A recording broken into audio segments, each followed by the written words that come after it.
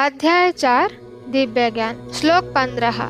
प्राचीन काल में समस्त मुक्तात्माओं ने मेरी दिव्य प्रकृति को जान करके ही कर्म किया, अतः तुम्हें चाहिए कि उनके पद चिन्हों का अनुसरण करते हुए अपने कर्तव्य का पालन करो। श्लोक 16। कर्म क्या है और अकर्म क्या है, इसे निश्चित करने में बुद्धिमान व्यक्ति भी मोहग्रस्त हो जाते हैं।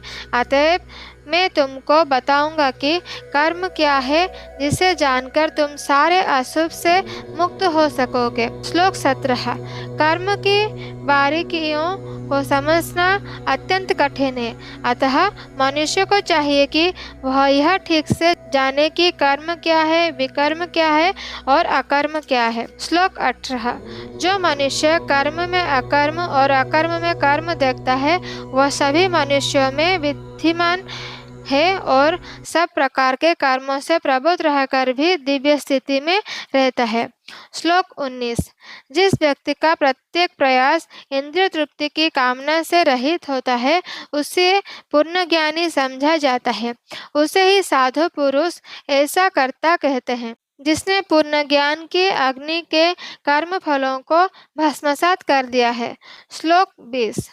अपने कर्म फलों की सारी आसक्ति को त्याग कर सदैव संतुष्ट तथा स्वतंत्र रहकर वह सभी प्रकार के कार्यों में व्यस्त रहकर भी कोई सकाम कर्म नहीं करता। श्लोक 21।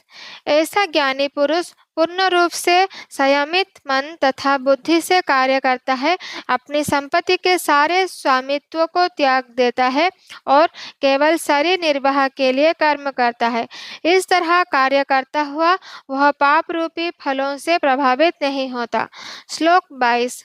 जो स्वतः होने वाले लाभ से संतुष्ट रहता है, जो द्वंद्व से मुक्त है और ईर्ष्या नहीं करता, जो सफलता तथा असफलता दोनों में स्थिर रहता है, वह कर्म करता हुआ भी कभी बंधता नहीं। श्लोक 23। जो पुरुष प्रकृति के गुणों के प्रति अनासक्त है और दिव्य ज्ञान में पूर्णतया स्थित है, उसके सारे कर्म ब्रह्म में लीन हो जाते हैं। श्लोक 24। जो व्यक्ति कृष्ण भावनामृत में पूर्णतया लीन रहता है, उसे अपने आध्यात्मिक कर्मों के योगदान के कारण अवश्य ही भगवत धाम की प्राप्ति होती है, क्योंकि उसमें हवन आध्यात्मिक होता है और हवि भी आध्यात्मिक होती है। श्लोक 25।